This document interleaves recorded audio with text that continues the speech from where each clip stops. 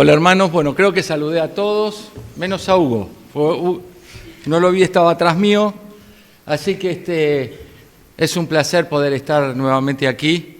Este es mi mes de Don Torcuato. ¿Saben por qué? Porque todo este mes, los días miércoles, los voy a estar visitando. Y aparte tengo que venir el sábado también a la actividad de los jóvenes, así que hoy me van a escuchar los jóvenes, espero que vengan los jóvenes el sábado. Van a decir, no, Entonces, el sábado los veo, ¿no? A los jóvenes, ¿sí? ¿Los veo? Bien, bien ahí. ¿Y saben qué vamos a estar estudiando en todo este mes? Los miércoles. ¿Saben qué es lo que vamos a estar? No dijo nada, Hugo, lo dejó para sorpresa.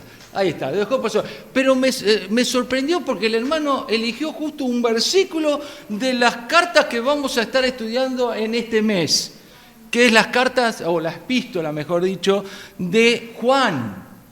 La epístola de Juan, primera, segunda y tercera de Juan.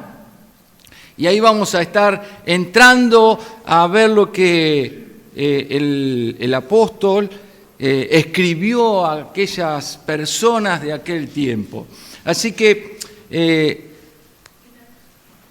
es para mí un gozo poder compartir la palabra del Señor. Y vamos a empezar. Si yo les pregunto, ¿cuántos libros escribió Juan? ¿Cuántos fueron los que escribió Juan? Por supuesto que son libros que tenemos en el Nuevo Testamento. ¿Cuántos fueron? 3 cartas, el Apocalipsis y el Evangelio. Muy bien, hermano. Muy bien. Ahí están, son esas. Fue primero el Evangelio, en la década, en el año aproximadamente, en el primer siglo, año 85 aproximadamente, el Evangelio de Juan escribió, imagínense que Juan ya era bastante grande, no lo escribió inmediatamente que el Señor fue arrebatado, fue resucitado y ascendió a los cielos. Pasaron el tiempo y después Juan registró eso. Y se piensa que a los 6 años de haber escrito el Evangelio de Juan, escribe la primera epístola de este compendio de 3 epístolas, la primera. Luego el Apocalipsis está escrito aproximadamente en el año 95. Dije que fue más o menos en el año 90, para tener un claro y ubicarlos en el tiempo. En el año 90, posterior a lo que fue la invasión de Tito a Jerusalén y que haya destruido el templo de Jerusalén, eso fue en el año 78, y estamos diciendo que entonces la carta aproximadamente fue escrita en el año 90. Ahora, para ese año ya casi no quedaban apóstoles. Aquellos que habían visto al Señor Jesús y habían estado con Él y habían vivido y habían recibido la enseñanza del Señor Jesús, ya no quedaban. Ya acordémonos que cuando habla en Apocalipsis, ya apenas 5 años después que escribió la primera epístola de Juan, Apocalipsis, era ya anciano Juan. Así que también estaba ahí cuando escribió la carta de Juan, ya era bastante anciano. Y escribe en una particularidad que se estaba viviendo en aquellas iglesias. Fue dirigido a las iglesias especialmente que están en la zona de Asia, no a las iglesias de Jerusalén, a las que están en la zona de Asia. Allí en la segunda, en la tercera capítulo de Apocalipsis tenemos las iglesias de Asia, que ahí también le escribe Juan, que el Señor le da la visión y le escribe a aquellas iglesias. Y también se cree que esta, porque no está dirigida a alguien en particular. Cuando la leemos no vemos como el apóstol Pablo por ahí dirigía una carta a la iglesia de. En este caso, la primera carta escribe como si fuera a cristianos. No está dirigida a un grupo en particular. Está dirigida a los cristianos. Pero ¿qué es lo que había pasado? Y esto para empezar a ponerlo en contexto, ¿por qué escribe lo que escribe el apóstol Juan? Bueno, empezó a aparecer un grupo de personas que estaban tergiversando la doctrina de Cristo. Este grupo se llamaba los gnósticos. ¿Alguien sabe qué son los gnósticos? Bueno, los gnósticos, para arrancar, se creían que se las sabían todas. Que se las sabían todas y se las sabían más que los que habían estado con el Señor Jesús, porque no respetaban ni siquiera las enseñanzas que habían dado los apóstoles, las epístolas que había escrito Pablo, lo que enseñaba Juan. Entonces lo que trataban estas personas es de descarriar a los verdaderos cristianos del camino, del verdadero camino. Entonces primero ellos creían que se las sabían todas, y decían que a ellos no le podían enseñar nada. Pero, entre otras cosas, lo que los gnósticos decían, primero que negaban la encarnación, la humanidad de Cristo, como vieron que nosotros decimos que el Señor Jesucristo es Dios y es Dios encarnado. Luego vamos a ver algunos versículos para esta parte. Ellos decían que no, que Dios que el Señor Jesucristo no era Dios, que el Señor Jesucristo o la deidad había venido en el momento que fue bautizado el hombre Jesucristo y que luego cuando murió en la cruz del Calvario la deidad se había ido.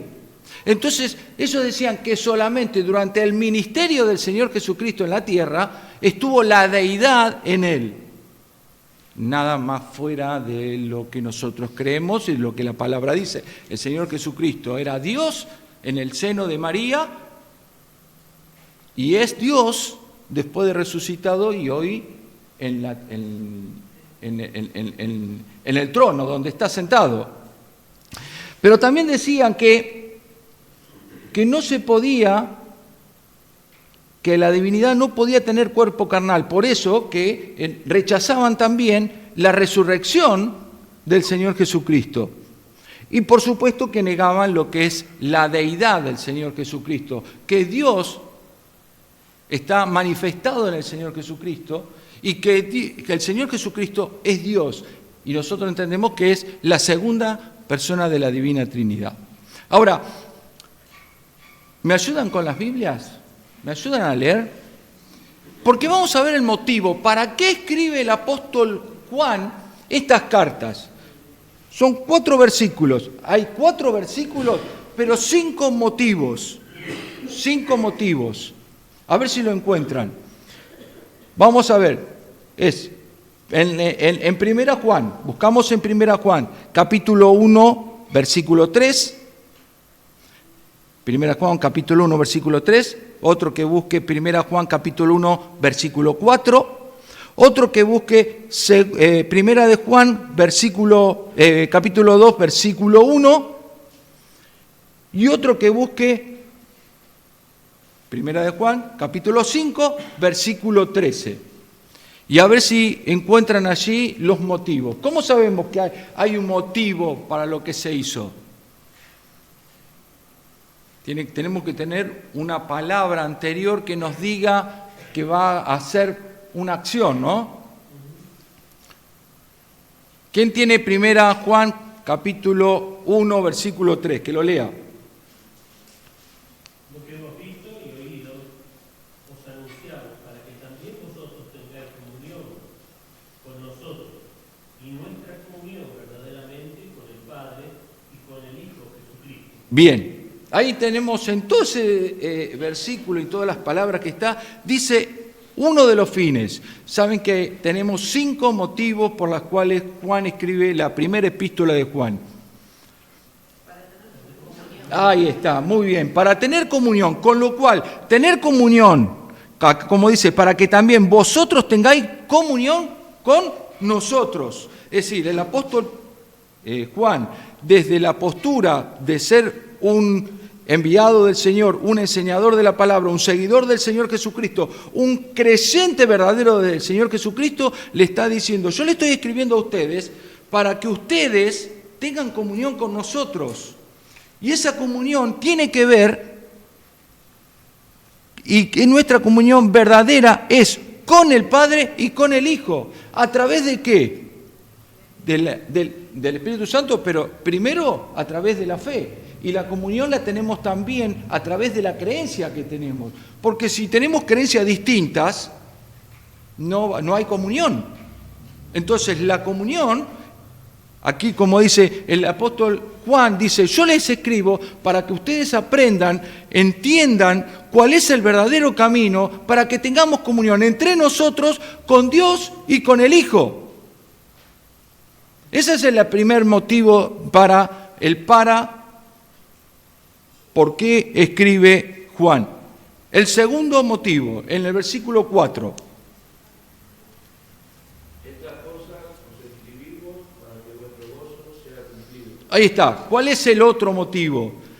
Juan quería que experimentaran los creyentes el gozo, pero ¿el gozo de qué? ¿De estar contentos porque estamos todos juntos solamente? El gozo de decir, hoy me volví a encontrar y vamos a estar, los jóvenes se juntaban y iban a jugar a la pelota, y el gozo de estar un día de picnic juntos, solamente eso no. Estaba fundamentado el gozo en la palabra de Dios, porque ¿saben qué? Cuando estamos unidos en la palabra de Dios, se empieza a experimentar lo que es la verdadera unidad, porque la unidad lo da la palabra de Dios. Y cuando todos entendemos lo que dice la palabra de Dios y caminamos para un mismo lado en la palabra de Dios, hay unidad en la iglesia. Y se siente la paz y la armonía en la iglesia. Y nos gozamos cuando estamos así en la iglesia. Qué triste es cuando, al no tener la palabra de Dios como base, cada uno hace lo que bien le parece y ahí empiezan las divisiones. Porque no, lo que estás haciendo vos es porque a vos te pareció, a mí no me parece que sea así, y empezamos con las peleas y las discusiones. Y no se experimenta ese gozo. Y que vuestro gozo, dice, sea cumplido. O sea, que llegue a tener gozo el cristiano. ¿A través de qué? De la palabra de Dios. De lo que está escribiendo el apóstol Juan. El tercer, el para qué. ¿Quién lo lee? Capítulo 2, versículo 1. Hijitos míos, estas cosas escribo para que no pequéis. Y si alguno hubiere pecado, abogado tenemos para con el Padre, a Jesucristo el justo. El tercer motivo por el cual el apóstol Juan escribe esta epístola, para que no pequéis. La palabra de Dios dice que es lumbrera a nuestro camino. Allí en Salmo va a decir, en el Salmo 119, va a decir que es la que nos alumbra en nuestro caminar. Pero también dice que la palabra de Dios es como espada de doble filo en Santiago, la cual se penetra hasta lo más profundo de nuestro ser para quebrantarnos, para que no pequemos. La palabra de Dios va a mostrarnos, cuando conocemos la palabra de Dios, nos muestra el camino que tenemos que andar. Y es quien nos evita de pecar. ¿Cómo sabemos qué es pecar? ¿Cómo sabemos qué es lo que no tenemos que hacer si no fuera por la palabra de Dios? Entonces la palabra de Dios nos muestra cuál es el camino.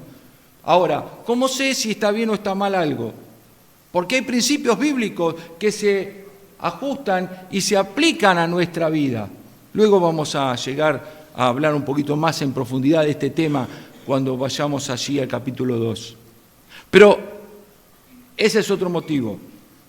En el capítulo 5 de la primera epístola de Juan tenemos dos motivos, versículo 3, dos motivos. Pues este es el amor a Dios, que guardemos sus mandamientos, y sus mandamientos no son gravosos. Primera de Juan 5:13, dije mal el versículo, no, perdón, 5:13.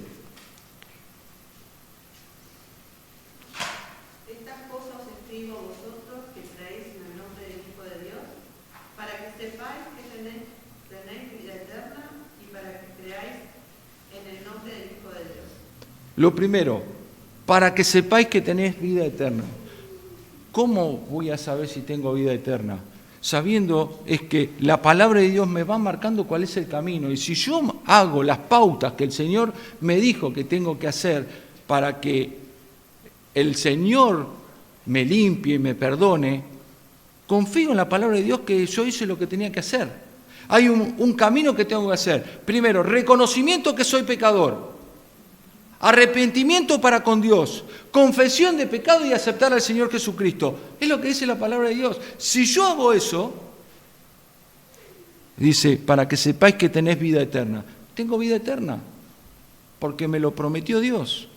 Si lo hago de sinceridad, con un corazón contrito y humillado, Dios no me va a despreciar. Y lo otro, ahora para que creáis en el nombre del Hijo de Dios. Y esto, recuerden que yo decía lo que estaba pasando en las iglesias. Empieza con una G y por eso cuesta tanto decir gnosticismo. Empieza con una G, gnosticismo. Entonces, tenemos 5 motivos por los cuales el apóstol Juan escribe estas cartas. Ahora bien, vamos a comenzar a desarrollar aquí los versículos bíblicos. Y yo lo fui dividiendo, capaz que alguno tiene también la versión 60 con los nombres en los títulos, pero además le agregué alguna subdivisión a esto. Entonces, tenemos una primera división que es del 1 al 4 y que allí lo que el apóstol el apóstol Juan nos va a empezar a relatar y nos muestra similitudes con el Evangelio de Juan. Entonces, el primer versículo dice, lo que era desde el principio, lo que hemos visto, lo que hemos oído, lo que hemos visto con nuestros ojos, lo que hemos contemplado y palparon nuestras manos tocante al verbo de vida. Y allí tenemos que lo que está mostrando es a Dios hombre, al Señor Jesucristo. Ahora, al Señor Jesucristo lo está mostrando también como Dios, porque dice lo que era desde el principio. Y si me acompañan, vamos a Juan, el Evangelio de Juan, capítulo 1. Ustedes saben que estaba repasando hoy en la mañana estos temas y me llamaron por teléfono.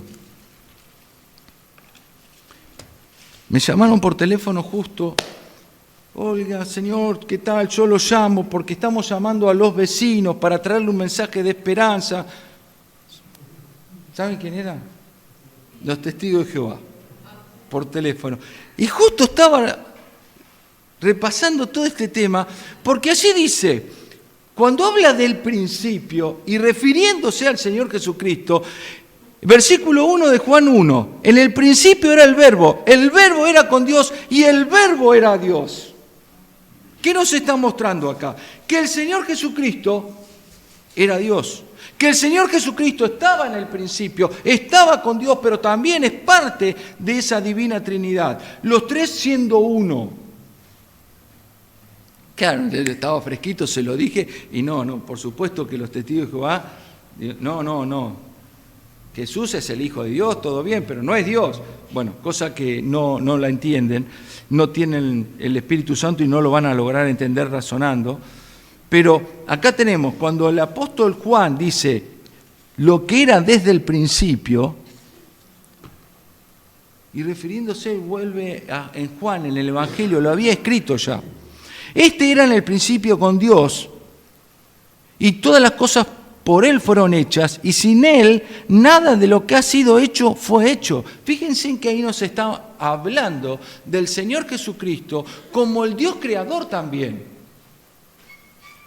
Que el Señor Jesucristo, y lo está diciendo, referíamos a que los que estaban, los falsos maestros de aquel momento, decían que solamente había venido la divinidad sobre el Señor Jesucristo cuando se bautizó. Sin embargo, Juan nos escribe que siempre fue Dios el Señor Jesucristo. Fue bebé, fue niño, fue adolescente, fue joven, fue hombre, siempre fue Dios. Se sujetó a la humanidad porque así había sido dispuesto para poder pasar lo que cada uno de nosotros íbamos a pasar, porque Él sufrió semejantes pasiones, semejantes tentaciones como las que hemos sufrido nosotros, con una diferencia, que el Señor nunca tuvo una tentación interna no salió de tentación. Las tentaciones que le vino al Señor Jesucristo fueron externas, porque en Él no había ninguna maldad, no había pecado. En nosotros sale tentaciones, ¿no? Luego el apóstol Juan, justamente en la primera carta, en el capítulo 1, finalizando, dice de todas las cosas que nosotros salen los pecados que hay, la concupiscencia de la vida, la soberbia de los ojos, todas esas cosas que dice, después lo vamos a ver. Pero en el Señor Jesucristo no había eso. El Señor Jesucristo fue tentado, y recordamos la tentación que nos quedó registrada solamente esa que Satanás lo tentó. Fue una tentación exterior. Ahora, el Señor Jesucristo era Dios.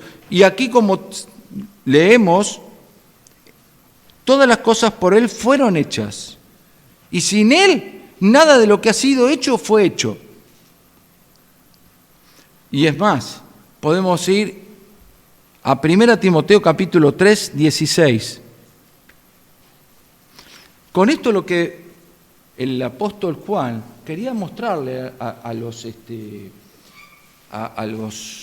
creyentes de aquel tiempo era que de aquel que habían creído era el verdadero Dios. ¿Quién lo tiene? ¿Lo puede leer? 1 Timoteo. Capítulo 3, versículo 16.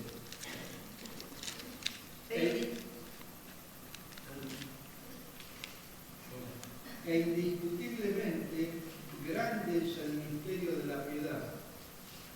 Dios fue manifestado en carne, justificado en el Espíritu, visto de los ángeles, predicado a los gentiles, creído en el mundo, recibido arriba en gloria.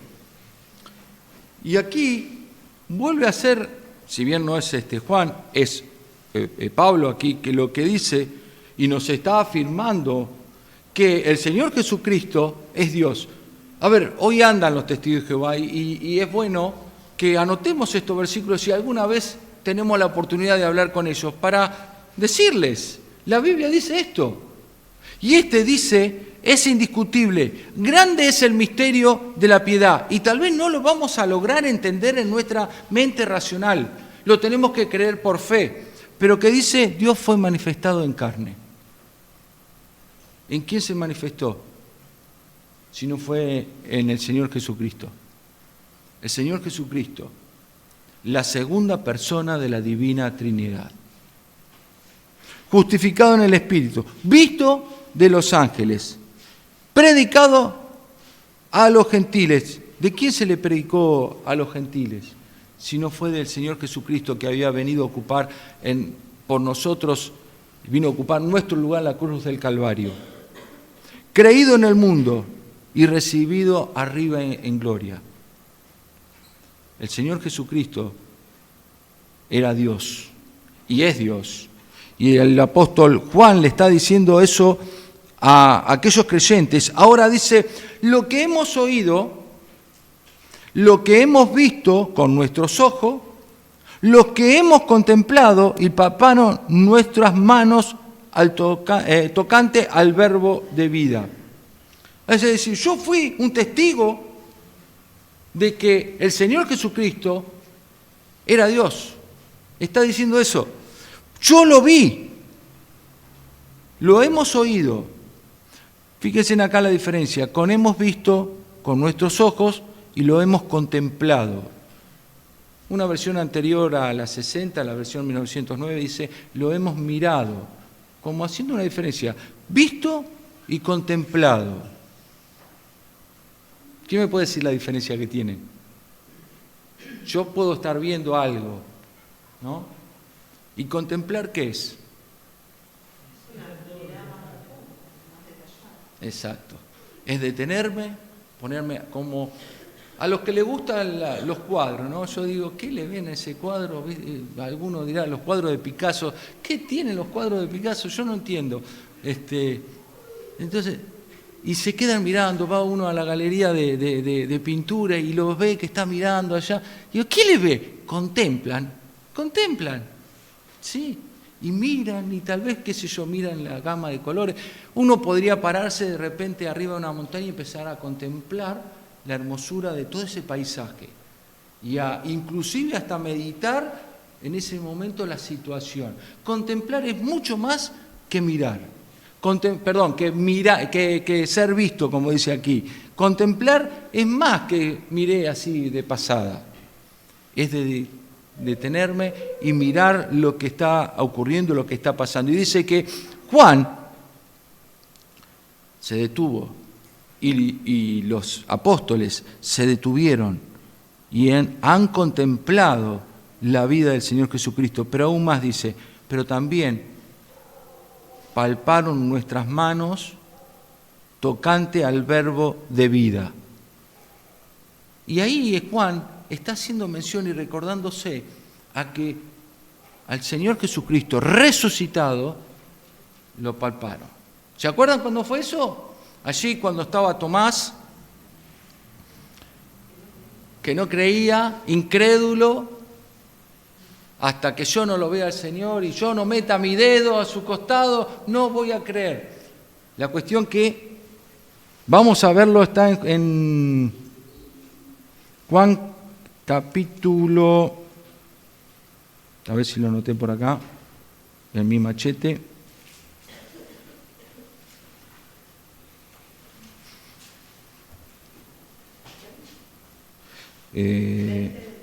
Sí, puede ser ahí. Que quedó absorto, pasmado, cuando lo ve al Señor Jesucristo, que no hubo falta que pusiera sus manos o su dedo en el costado. Acá está, sí. Y luego dijo a Tomás, 27, versículo 27, dijo a Tomás, pon aquí tu dedo y mira mis manos y acerca tu mano y métela en mi costado y no seas incrédulo sino creyente. Entonces Tomás respondió y le dijo, Señor mío y Dios mío. Aquella respuesta de Tomás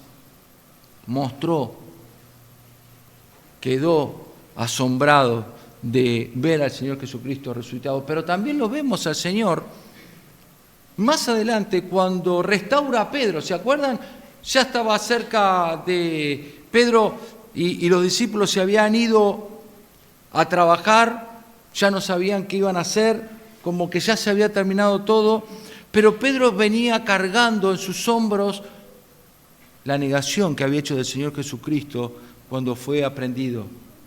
Venía con toda esa carga de haber negado al Señor Jesús.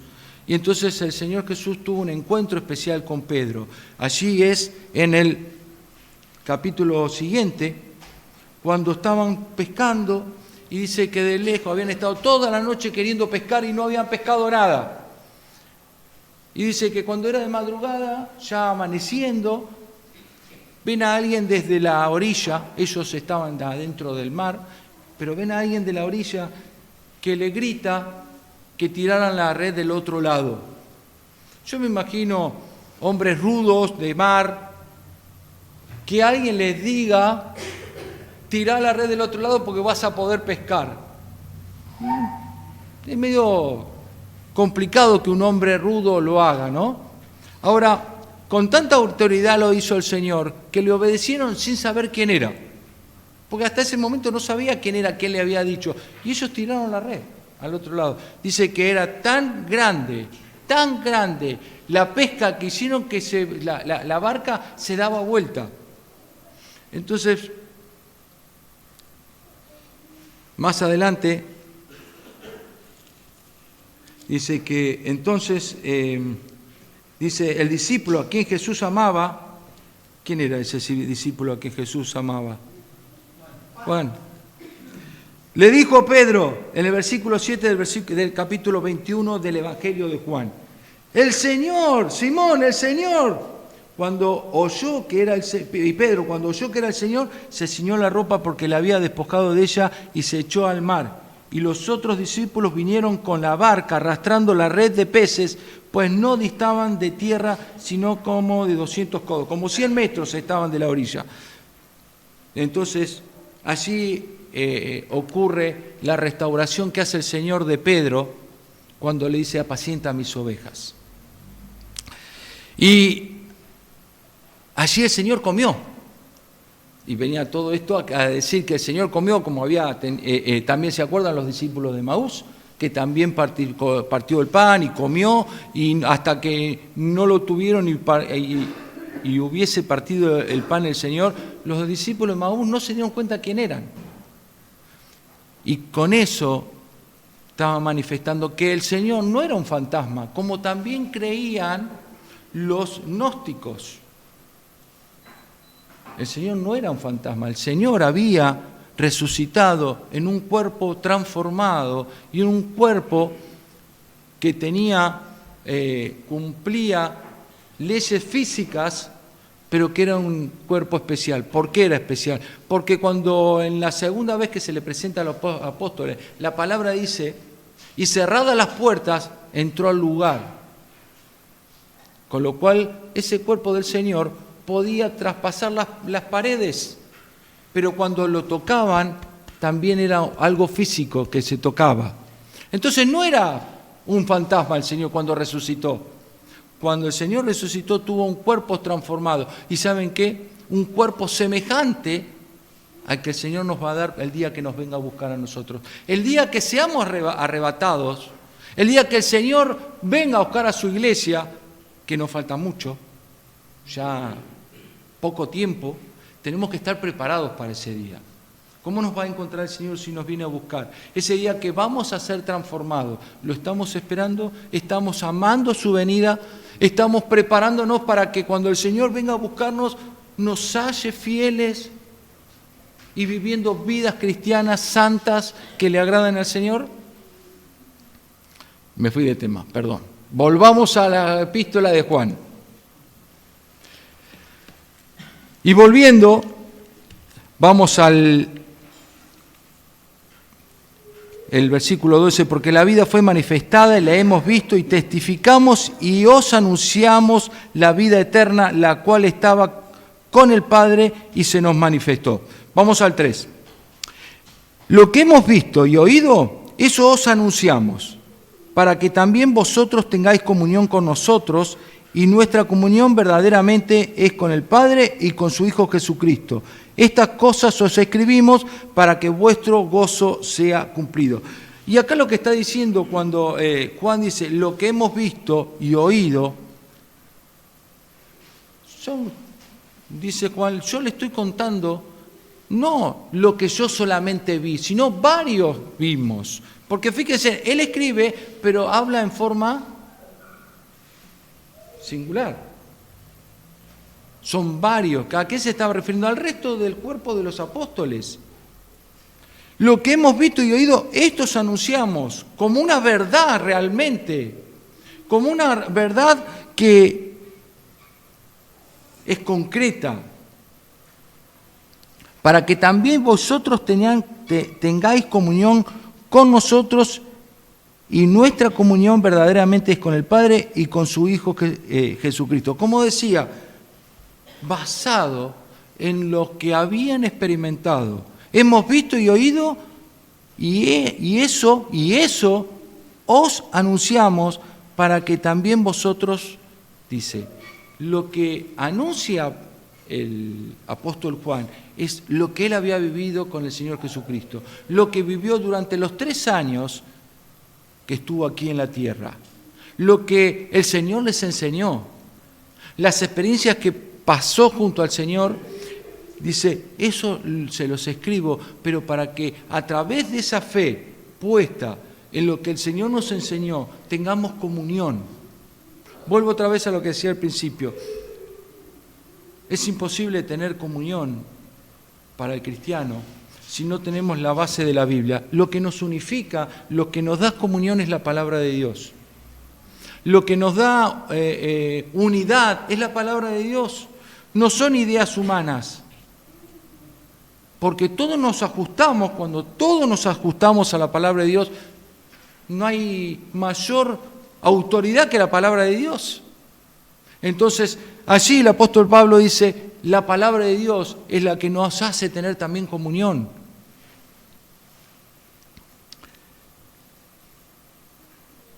Vamos a saltar un poquito porque son las 9 ya.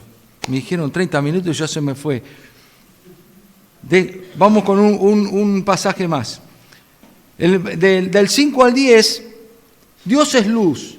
Para andar con Dios debemos estar en luz. Allí dice, este es el mensaje que hemos oído de Él. Y os anunciamos, Dios es luz y no hay ninguna tinieblas en Él. Si decimos que tenemos comunión con Él y andamos en tinieblas, mentimos y no practicamos la verdad. ¿Qué es andar en luz? ¿Qué es andar en tinieblas? Andar en luz es andar en los caminos que el Señor nos marcó, es andar en su palabra. Ahora, para andar en su palabra, tengo que conocerla. Tengo que conocerla, porque si no conozco la palabra, podré creer que ando en su palabra, pero sin duda me voy a equivocar. Más hoy, que hay tantas verdades que se dicen, ¿y saben qué? La Biblia es absoluta, hay una sola verdad. El Señor Jesucristo dijo, yo soy la verdad y la vida, como diciendo, no hay otra verdad. Hoy te van a decir, hay muchas verdades y la verdad es cada uno como cada uno la ve. La verdad es subjetiva, dicen. No, hay una sola verdad. Me gustará o no me gustará, pero hay una sola verdad, la verdad de Dios. Entonces, Dios es luz. Y yo para andar en luz tengo que ajustarme a las ordenanzas de Dios. Quiero andar en luz, ando en las ordenanzas de Dios. Si no, como dice acá, si decimos que tenemos comunión con Él y andamos en tinieblas, mentimos. Yo podré decir que tengo comunión con Dios, pero si hago mi vida sin importarme lo que me dice Dios que tengo que hacer, me dice acá que soy un mentiroso y no practicamos la verdad. Entonces, y ya termino con esto, nos llevamos esto en esta noche. ¿Cómo vivo mi vida?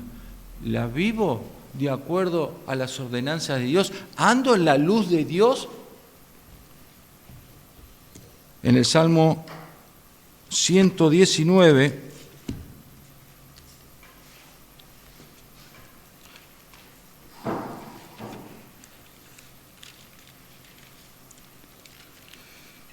si me acuerdo el pasaje, dice, lámpara es a mis pies tu palabra y lumbrera a mi camino. Su palabra alumbra mi camino. Si yo ando en la palabra de Dios, me va a alumbrar. Y ahí podríamos hablar, porque entra, me alumbra. ¿Quiero andar por ese camino o quiero andar por el otro camino oscuro? También entra esa otra definición. ¿Qué quiero hacer yo con mi vida? Y es ahí donde Dios no me obliga, Dios me da libre elección. ¿Qué querés hacer con tu vida? Me dice. Yo te muestro un camino mejor. Te muestro el camino que tenés que andar. Ahora, nosotros tomamos la decisión. ¿Ando por el camino que Dios me muestra o ando por el camino que yo quiero? Si ando por el camino que yo quiero y digo, soy cristiano, tendría que revisar realmente mi experiencia de conversión. Porque más adelante va a decir Juan, no puede ser que estemos practicando el pecado, porque si practicamos el pecado, no somos cristianos, dice Juan. Que voy a tratar de ser más reducido, así llegamos a esos temas. Señor nos bendiga, hermanos, y nos vemos este sábado, los jóvenes, y el miércoles que viene el resto de los hermanos.